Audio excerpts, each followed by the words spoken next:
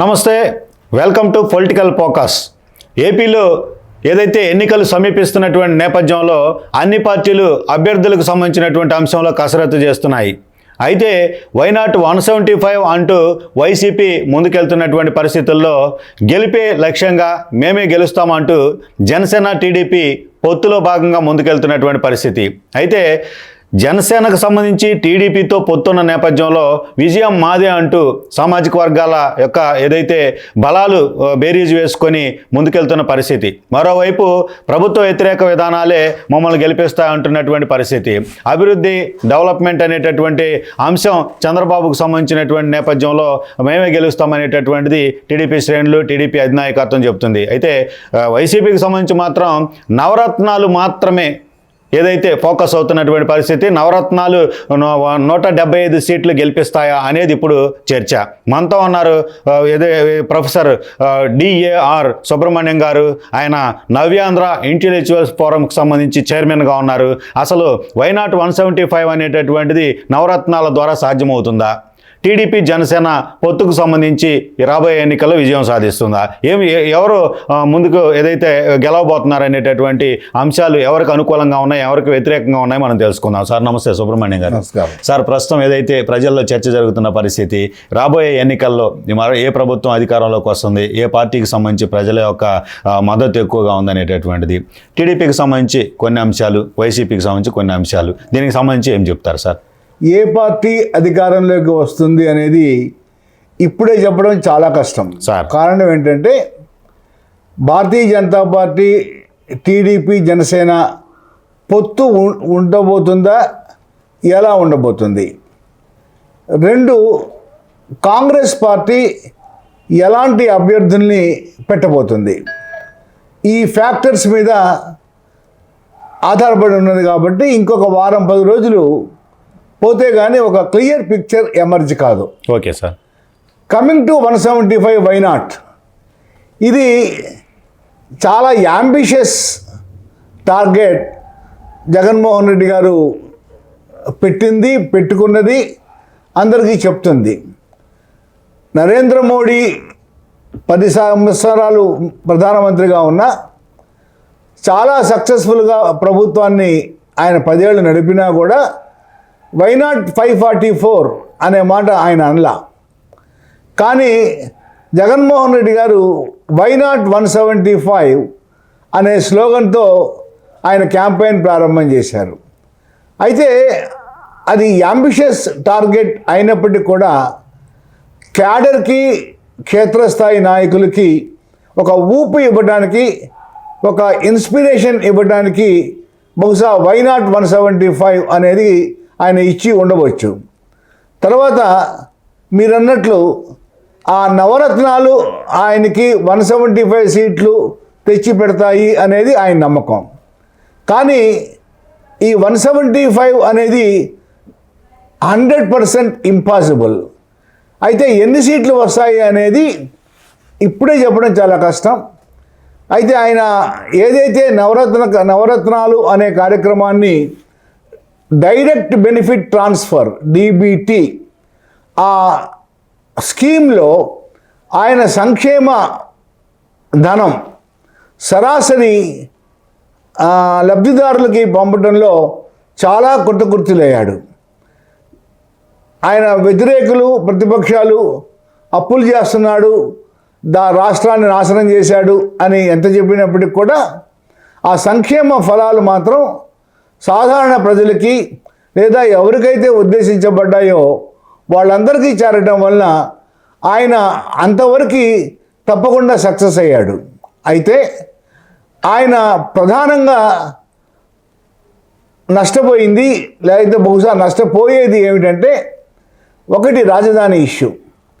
రాజధాని ఇష్యూ మొదట అపోజిషన్లో ఉన్నప్పుడే ఆయన వ్యతిరేకించుంటే ఈ రోజున ఆయనకు చెడ్డ పేరు వచ్చేది కాదు. అలా కాకుండా ఆ రోజున ఏకైక రాజధాని అనే దానికి అంగీకరించి ఎలక్షన్స్లో కూడా రాజధానిని ఇక్కడి నుంచి షిఫ్ట్ చేయను అని చెప్పి ఇప్పుడు మరలా 3 రాజధానులని లిటిగేషన్లోకి వెళ్ళిపోయి అనవసరంగా మొత్తం వ్యవహారం అంతా కోర్టుకి వెళ్ళిపోవటం, అలానే ప్రజల్లో చాలా అసంతృప్తి. ఈ రాజధాని ఇష్యూ మాత్రం ఆయనకి తప్పకుండా వ్యతిరేకంగా పనిచేయబోతుంది. రెండోది మద్యపానం. మద్యపానం 100% నిషేధిస్తానని, అంచెలంచెల ద్వారా నిషేధిస్తానని చెప్పి చివరికి ప్రభుత్వమే మద్య వ్యాపారంలోకి రావటం ఆయన తీసుకున్న నిర్ణయాల్లో చాలా పొరపాటు నిర్ణయం. మద్యపానం ఆయన నిషేధించకపోయినా అది వేరే విషయం, కానీ ప్రభుత్వమే మద్యపాన వ్యాపారంలోకి రావటం, ప్రభుత్వ అవుట్లెట్స్ ద్వారా అమ్మించడం, ఇది వల్ల చాలా విమర్శలకి అతను గురి కావడం జరిగింది. అనవసరంగా ఈ మద్యపాన వ్యాపారంలోకి ప్రభుత్వాన్ని తీసుకొని వచ్చి అదొక పొరపాటు నిర్ణయం తీసుకున్నాడు. 3, అభివృద్ధి. ఈ అభివృద్ధి అంటే ఏమిటి? మెటీరియల్ డెవలప్మెంటా, సోషల్ డెవలప్మెంటా, టాంజిబుల్ డెవలప్మెంటా? ఇలా కనుక ఆలోచిస్తే ఖచ్చితంగా సోషల్ డెవలప్మెంట్ విషయంలో అతనేమి వెనకబడలేదు. సోషల్ డెవలప్మెంట్ అంటే ఏమిటంటే విద్య, వైద్యం, దీనిని సోషల్ డెవలప్మెంట్ అంటారు. ఈ సోషల్ డెవలప్మెంట్ ఆస్పెక్ట్లో అతను ఎక్కడ ఫెయిల్ అయినట్టు నేను అనుకోవటం లేదు. ఎక్కువ మంది కామన్ ప్రజలు, సాధారణ ప్రజలు ఆ విషయంలో మాత్రం ఆయన్ని ఎవరు తప్పు పట్టడం లేదు.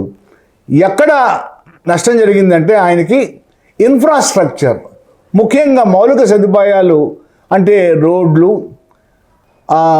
ఇతర ఇన్ఫ్రాస్ట్రక్చర్ క్రియేట్ చేయడంలో ఆయన బాగా వెనుకబడ్డాడు.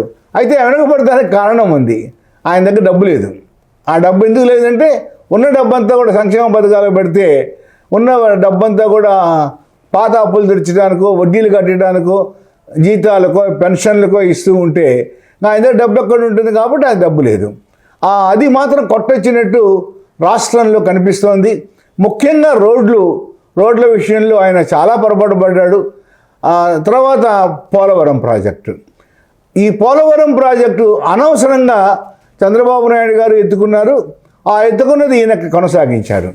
రివర్స్ టెండరింగ్ అనే ఒక పేరు పెట్టి దానిని ఇంకా అల్లరి చేసుకున్నాడని నేనైతే భావిస్తూ ఉన్నాను. అసలు మొదట్లోనే చంద్రబాబు నాయుడు గారు ఆ ప్రాజెక్టుని తీసుకోకుండా కేంద్ర ప్రభుత్వం నిర్మించవలసిన ప్రాజెక్టు కేంద్ర ప్రభుత్వానికి అప్పచెప్పుంటే వాళ్ళ ఇబ్బంది ఏదో వాళ్ళు పడేవాళ్ళు.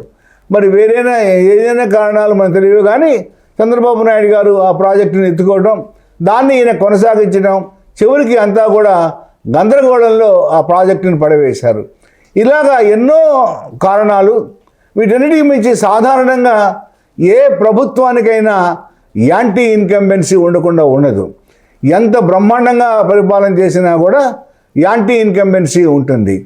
ఈ మధ్యకాలంలో మనకి రాజశేఖర రెడ్డి గారి ప్రభుత్వం బాగా పనిచేసిందని అందరూ అనుకున్నాం. 2004 నుంచి 2009 దాకా అంత బాగా పనిచేసిన ప్రభుత్వం కూడా 156 సీట్లతోటి ఆగిపోవాల్సి వచ్చింది 2009లో.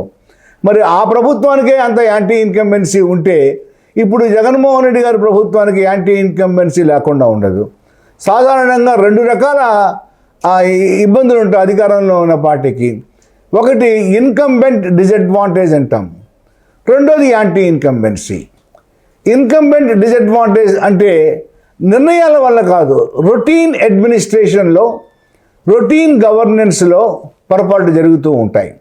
ఈ పొరపాట్లు జరగడం వల్ల ప్రజలకి కొద్దిగా అసౌకర్యం కలుగుతుంది, వ్యక్తులకి అసౌకర్యం కలుగుతుంది. కాబట్టి వాళ్ళందరూ మనసుల్లో రెస్పాండ్ అవుతారు. అది కాకుండా యాంటీ ఇన్కంబెన్సీ.